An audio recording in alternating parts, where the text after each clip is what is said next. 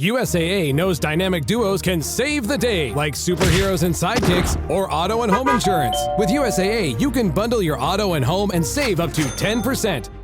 Learn more and get a quote at usaa.com/bundle. Restrictions apply. Listen closely. That's not just paint rolling on a wall. It's artistry. A master painter carefully applying Benjamin Moore Regal Select eggshell with deftly executed strokes. The roller, lightly cradled in his hands, applying just the right amount of paint. It's like hearing poetry in motion. Benjamin Moore, see the love. Whether it's a movie night or just midday, Skinny Pop is a salty snack that keeps on giving. Made with just 3 simple ingredients for an irresistibly delicious taste and a large serving size that lasts. Deliciously popped, perfectly salted. Skinny Pop, popular for a reason. Shop Skinny Pop now. Are you a forward thinker? Then you need an HR and finance platform that thinks like you do. Workday is the AI platform that helps propel your organization, your workforce, and your industry into the future. Workday, moving business forever forward. Introducing the new Volvo XC90 with 7-seat versatility, Google built-in, and advanced safety features for all your precious cargo. The new Volvo XC90, designed for life. Visit volvocars.com/US to learn more.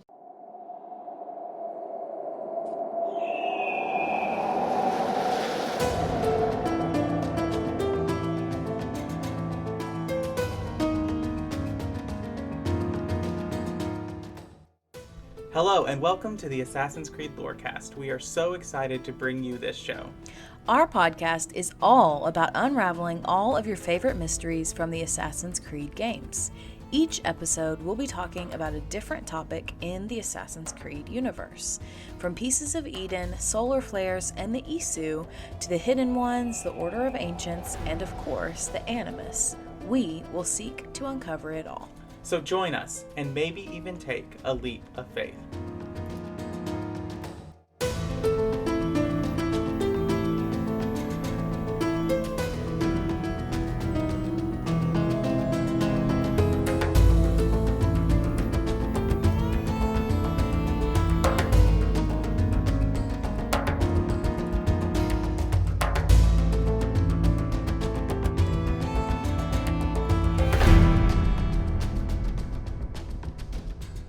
Hello and welcome to the Assassin's Creed Lorecast. My name is Shelby.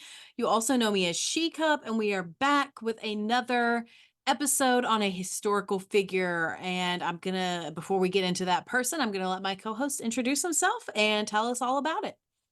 Yeah, so I am Austin, also known as Teacup, and we are here to talk more historical characters.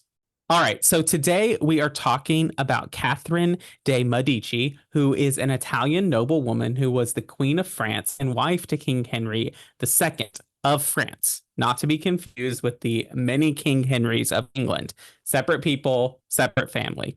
She is often considered the mother of French kings. She is the mother of 3 French kings known as Francis II, Charles IX, and Henry III. The years in which her sons do reign have often been called the age of Catherine de' Medici, and since she had an extensive, if at times varying, influence on the political life of France. She is also the granddaughter of Lorenzo de' Medici, who is an ally that we have in Assassin's Creed 2, who we rush to save from the Pazzi, and he's a big ally. He's also an ally of the Auditore family in general. I'm sure you all remember. Her uncle is Pope Clement VII, who succeeds a lot of different popes, but is very much, this is obviously many years after Pope Alexander VI, otherwise known as Rodrigo Borgia, who ends his life in like 1503. And so she's got connections. This is a ruler who has connections, a very wealthy merchant family from Florence, Italy, as well as ties to Rome and the papacy. Now, it's important to note that the Medici are not a hereditary noble family. They are a class of merchants who have risen up to power through that. So they are kind of, in a lot of the eyes of the French nobility, they're kind of like commoners that have risen up to be very, very influential. Kind of like self-made nobility rather than born nobility, which is a big tension at the time. I mean, it's still a big tension now. We talk about old money versus new money. Still a big tension of people who are well established and have had money for a long time versus people who have maybe more humbler beginnings and have made names for themselves. There's always been that kind of tension in there. So she rules with Henry II, and it's noted that she cannot produce an heir for about 10 years. And this is very stressful on France, as we have talked about in many episodes, talking about the stress of not being able to produce an heir to the throne is a lot of tension. And this is also off. It's not that far removed from Charles III, whose inability to produce an heir caused a big struggle in France that we talked about last week. And so she's married to him for a little bit. And then Henry II suddenly and apparently accidentally dies in 1559. This is after they have produced children. Catherine becomes regent at this time of a 15-year-old son, Francis II. This man is sickly and he died in 1560. He barely ruled for a year. And then his son, who would become Charles IX, was 10 years old, or his brother, Charles IX, was 10 years old, and Catherine had immense power as regent thrust upon her. Because 15 at the time, yes, he would still need a regent, but he would be, like Francis, would be expected to make decisions for himself. 10 is pretty young for a king. So Catherine would be running stuff until at least for 5 years. Right. Under Like, Charles. just for comparison, like I'm pretty sure Prince George from the British royal family, like right now, is like 10 or 11. So like this would be if he went to the throne right now. That would be crazy for a 10-year-old. But, a 15-year-old, in just a few years, he would be considered an adult in his world back then, and in our world too. And we can debate whether or not an 18-year-old is really an adult all we want to, but in reality, in most places they are. And 15 is not, it's only 3 years. So Catherine looking down the barrel of a regency for 3 years versus 8 years is pretty different. Yes. And so Charles dies in 1574. So he has a 14-year reign. So he's probably really only king for 5 years, if that. And so their final son, Henry III, would come into power. He takes Catherine's advice, but in the later years of his life, he kind of shuns her from court, and he only outlives her by 7 months. Her sons live very, very tragic lives, and they all die very, very young. So were they all sickly or just the one? Just as far as my little surface level research showed, only Francis was mentioned as being sickly. The likelihood of you dying from anything at the time was a lot higher. Like it is the 1500s, yeah, for sure. So Catherine's rule, quote unquote rule, because her sons are really the kings of France, but she is the one who at times seems to be holding the power, is during a time of civil unrest for France. So about 30 to 40-ish years before this, as some of you may be aware or may not, in 1517, Martin Luther launches his reformations against the Catholic Church that would later become known as the Protestant Reformations. Now, this is located in Germany in the Holy Roman Empire-ish area, and it's against Rome. Well, some other people start rising up in Switzerland, in other places, such as John Calvin, Ulrich Zwingli, and even Henry VIII of England, who may not be a theological reformer, but did push and create a new church in the time. All of these people pushed for reformations and separations from the Catholic Church. And this causes a lot of turmoil because there's a lot of people who are loyal to the Catholic Church and who are in power because of the Catholic Church, and they don't necessarily want to go against them. There's a lot of tension between Protestants and Catholics, and it's not always peaceful.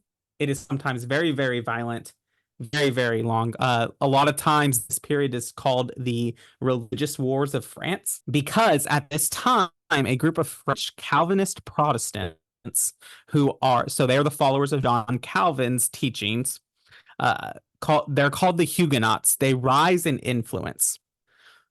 And Catherine, being Italian, obviously makes her in more line with the Catholic Church, but her uncle is also the Pope, which is a big deal.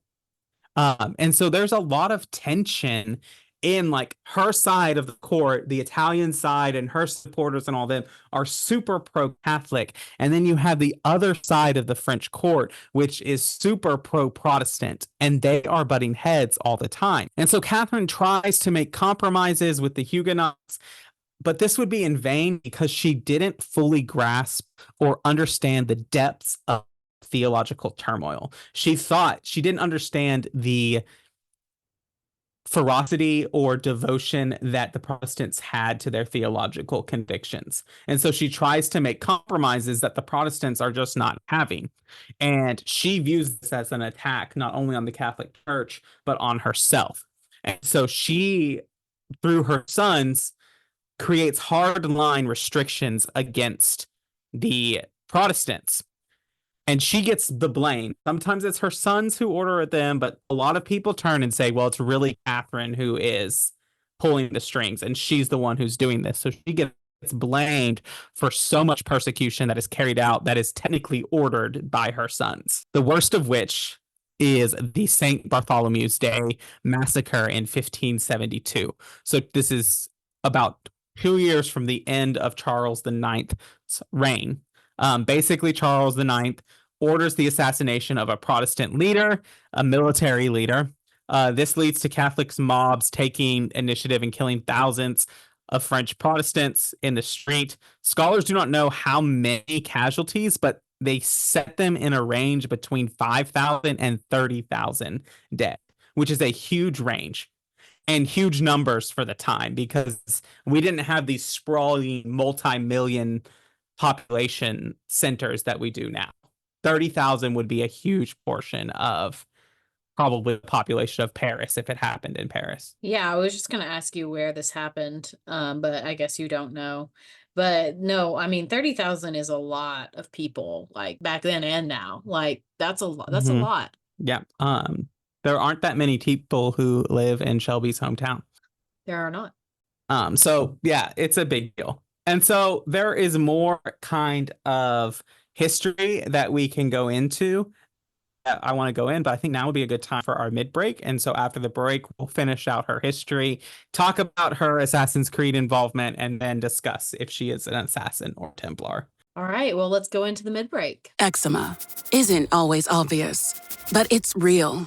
And so is the relief from Ebglyss. After an initial dosing phase, about 4 in 10 people taking Ebglyss achieved itch relief and clear or almost clear skin at 16 weeks. And most of those people maintain skin that's still more clear at 1 year with monthly dosing. Ebglyss, lebrikizumab LBKZ, a 250 milligram per 2 milliliter injection, is a prescription medicine used to treat adults and children 12 years of age and older who weigh at least 88 pounds or 40 kilograms with moderate to severe eczema, also called atopic dermatitis, that is not well controlled with prescription therapies used on the skin or topicals, or who cannot use topical therapies. Ebglyss can be used with or without topical corticosteroids. Don't use if you're allergic to Ebglyss. Allergic reactions can occur that can be severe. Eye problems can occur. Tell your doctor if you have new or worsening eye problems. You should not receive a live vaccine when treated with Ebglyss. Before starting Ebglyss, tell your doctor if you have a parasitic infection. Searching for real relief? Ask your doctor about Ebglyss and visit ebglyss.lilly.com or call 1-800-LILY-RX or 1-800-545-5979. At LinkedIn, we know hiring is a big deal for your small business. Sometimes it can feel a little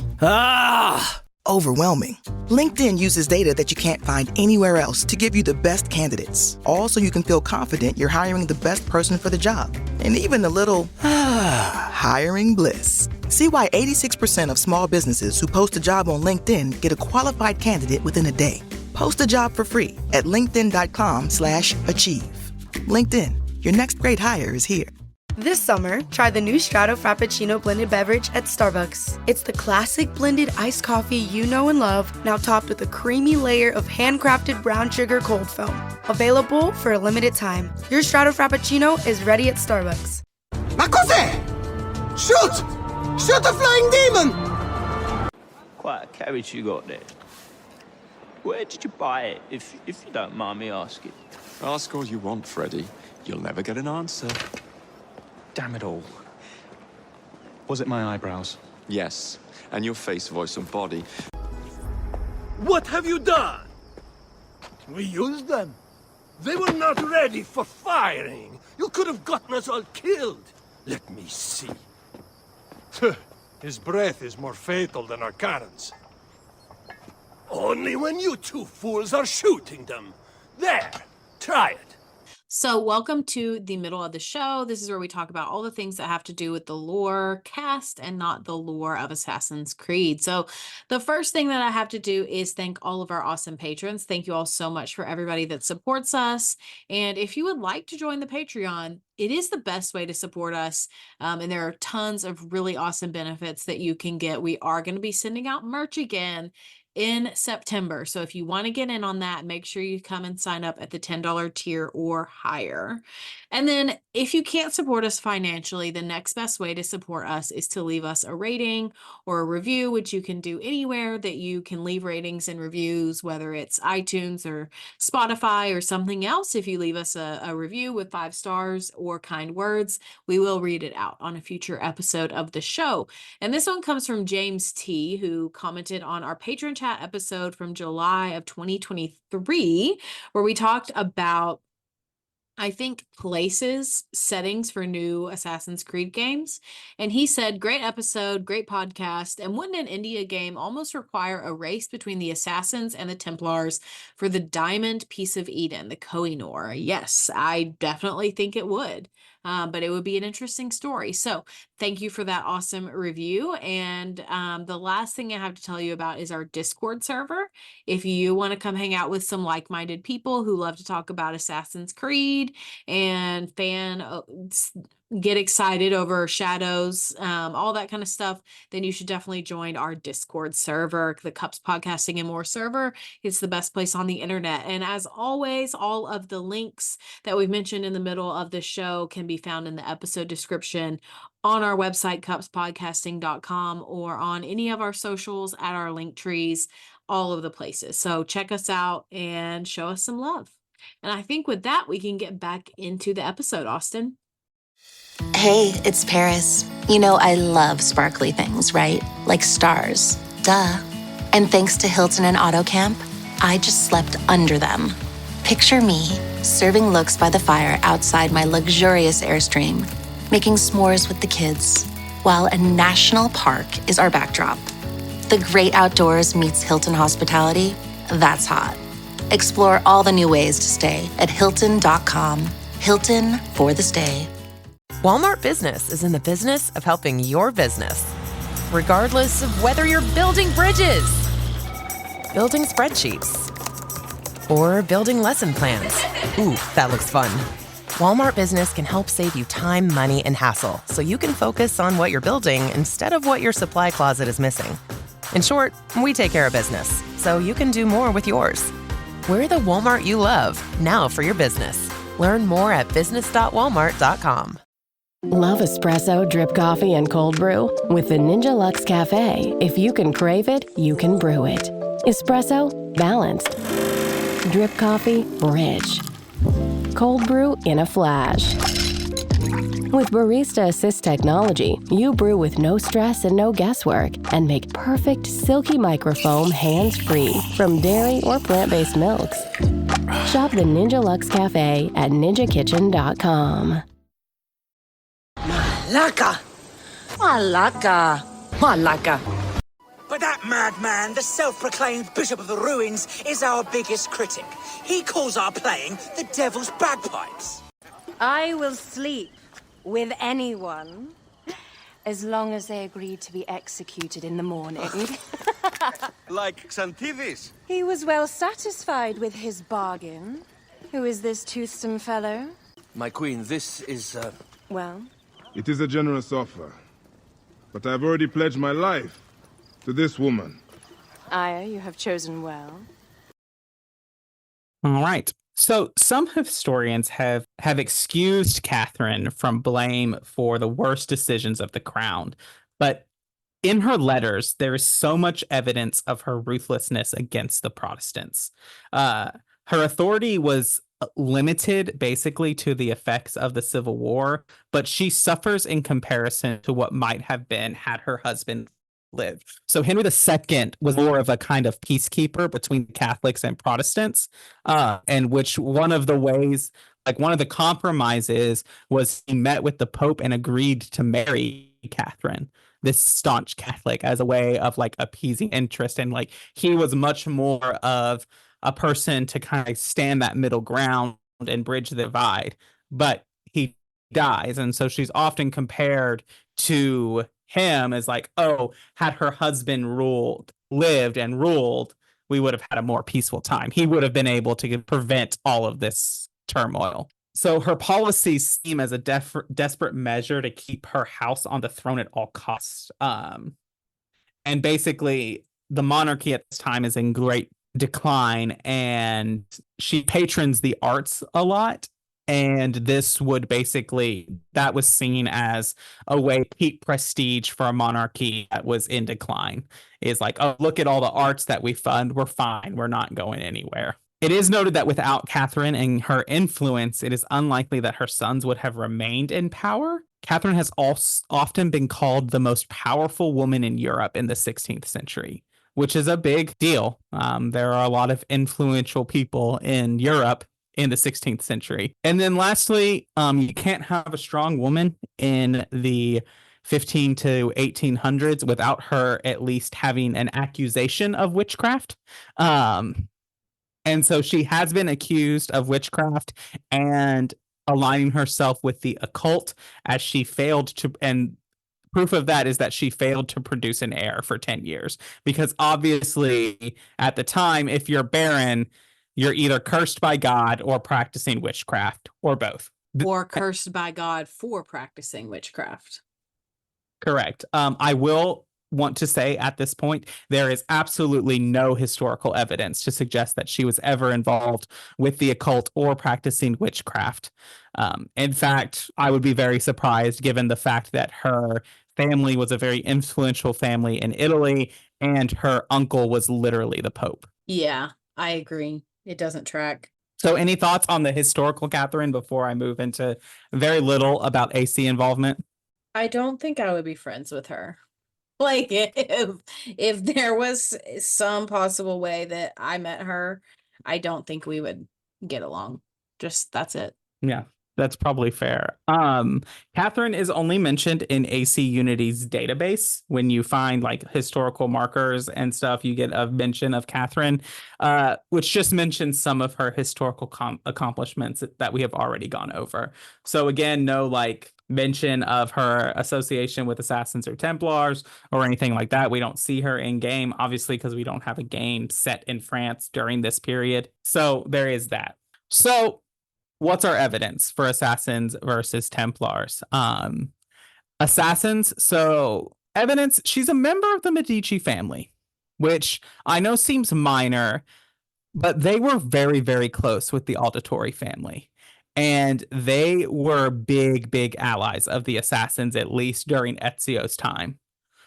Now, they're not all great assassin allies, and they're not all perfect family members.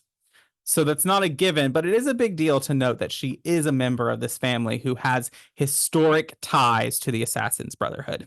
And her family takes over after basically a little bit after the Borgia popes are dealt with, and which would indicate that perhaps the assassins were involved with her family being placed in the papacy, since Ezio and his brotherhood are responsible for removing the Borgias from the power of the Pope's office. I'm not saying they did influence it, but I'm just saying that it is possible. On the flip side, She is super, super supportive of Catholics' movements against the Protestants. Now, to not give really into details, because it's not a dead giveaway, not all Protestants are automatically assassins, and not all Catholics are automatically Templars. But at its core, the Protestant Reformation is about taking power and control away from the Pope and Rome and giving it back to the everyday people, or more localized. They want to get rid of basically this idea that you either pay indulgences or have to go to confession. No, you can confess straight to God. That's something that you own. They want the Bible in the language of the people so that they can understand it and interpret it. It's all about taking down centralized power and distributing it back to the everyday people. This very much aligns with assassin ideology. So being against this could lean itself that, okay, you might be a Templar. How she behaves with her ruling sons, ruling as regent, trying to influence them, trying to control them, trying to push them in certain directions is very Templar. And then she does oversee a lot of brutal massacres against French Protestants, which result in massacres of the everyday people, and assassins really try to avoid that at all costs. They would not actively participate in that there. So I think I am going to land on, for me, and Shelby, you can talk, I'm going to land on Templar for her. And if not Templar, at least manipulated and in their pockets. Yeah, I typically try to give the opposite answer as you, but like I honestly, like the only compelling thing that for me that she has in the assassin corner is that she's a Medici. Like that's it. But I feel like I do feel like she's probably pro Templar or a Templar, like straight up. But I think that the reason I think that is not necessarily because her uncle or whoever is a pope or anything like that, because she's Catholic. I think it's because I think she was a person who knew exactly how hard it was to hold on to power, especially power as a woman when your sons are not of age to become king or not suitable for kingship, at least the one that was all sickly. So I think that she is a person who was ruthless, who knew exactly what it was going to take to hold on to that power, and that she would do anything to hold on to it. And if that meant allying with these Templars, if that meant killing Protestants, if that meant manipulating everyone around her, then so be it. That's what she would do. So I do think that it's less about her dedication to whatever Templar ideology she might be picking up. I think it's much more about her desire to hold on to power, similar to how I feel about Cleopatra. That's a really, really good point, and I definitely do agree with that. And I do want to say, like, when we get into this, a lot of times, in a lot of ways that Americans read European history from this time, the Catholics are often painted as bad guys because they are, opposing freedom or whatever. And we like the narrative of, oh, we're the good guys who fight on freedom, and so we should always, anyone who opposes freedom are the bad guys. And that's the Protestant Reformation and the resulting hundreds of years that follow it in turmoil in Europe is not a cut and dry, these are the good guys, these are the bad guys.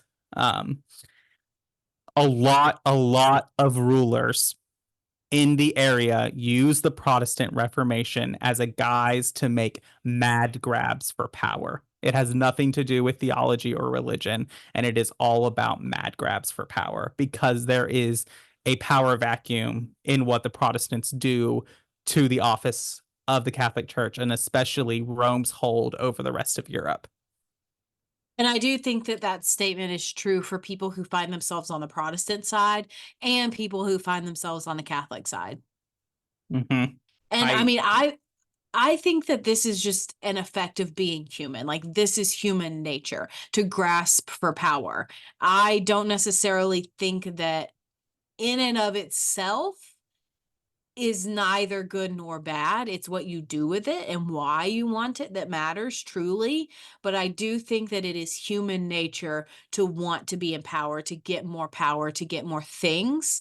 And we see this throughout history. That's not an American thing. That's not a European thing. That's not a Templar thing or an assassin thing. That's just a people thing, in my opinion.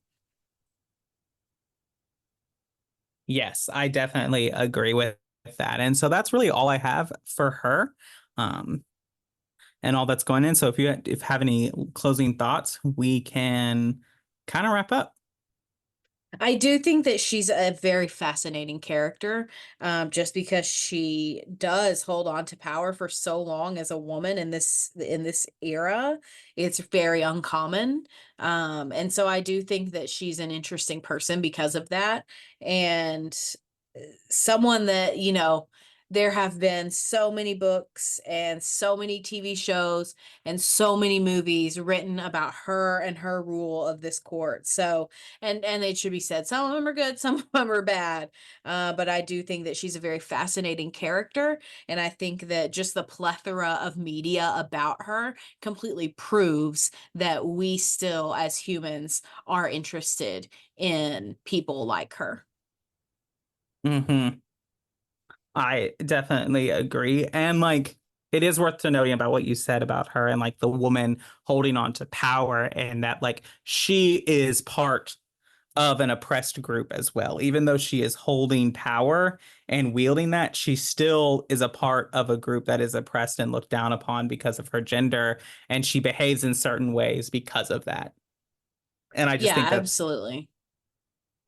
She definitely has privilege, and a lot of privilege that a lot of other people don't have in this, but that doesn't negate the actual forms of like oppression and sexism that she sees based on the time.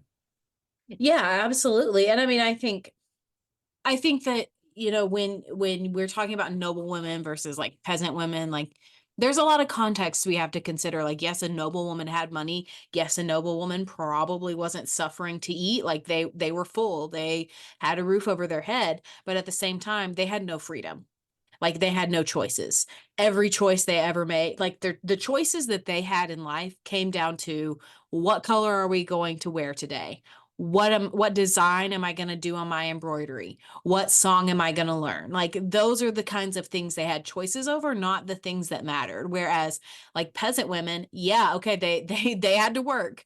They oftentimes didn't know where their next meal was going to come from, but at the same time they didn't have this kind of stigma of like, oh well, you have to marry this man. It was a lot more relaxed. So it's different. We can't just, I guess the reason why I bring all this up is that we can't just lump all of these people who lived back then in this time into one way, because it was very different depending on who you were, depending on, what your family situation was.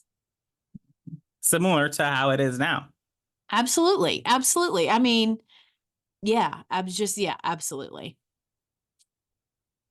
All right. Well, I think we're ready to wrap it up. And just a little like looking ahead, next week will be our patron chat. And then we are coming to probably a more known character that people will know, which we're going for Catherine II of Russia, which is often referred to as Catherine the Great. Yeah. All right. That's an interesting one. So stay tuned, y'all. We've got some interesting ones coming up. Thank you, as always, Austin, for doing the research. This was a fascinating topic, and we will see you all next week. Thank you all so much for listening to the Assassin's Creed Lorecast.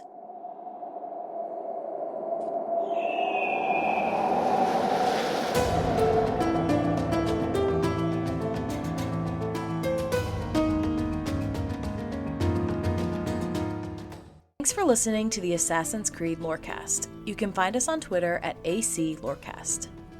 If you have any lore questions or topics to unpack, join our Cups Podcasting and More Discord server. It's the best place on the internet. You can also support us financially through our Patreon. Find us on patreon.com/Assassin's Creed Lorecast. The Assassin's Creed Lorecast is part of the Robots Radio Network. For more information about the Robots Radio Network, join the Discord server via the link in our episode's description. If you enjoyed the show or learned something new today, please subscribe, leave us a review, and join the Patreon. And if you enjoyed our intro and outro music, make sure you give a big thank you to Pipeman Studios. Thank you, Pipeman. Thanks again for listening to the Assassin's Creed Lorecast. And always remember, Assassins, stay in the shadows to serve the light.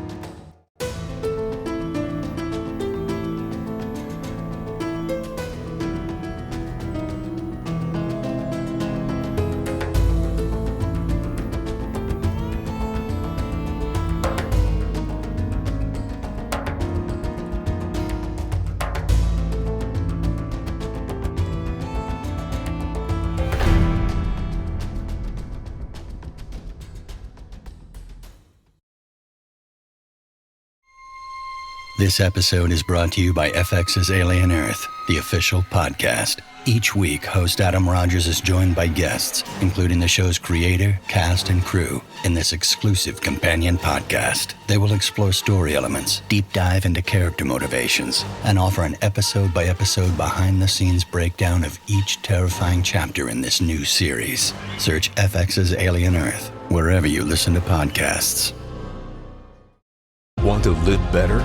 We've got a lot of work to do. Join Chris Hemsworth in National Geographic's new Disney Plus original series, Limitless. Live Better Now. I'm diving headfirst into cutting-edge science to uncover 3 powerful secrets to living better right now. The growth that occurs through any challenging experience is really what we seek. Chris Hemsworth stars in Limitless. Live Better Now. Now streaming on Disney Plus and Hulu. It's showtime.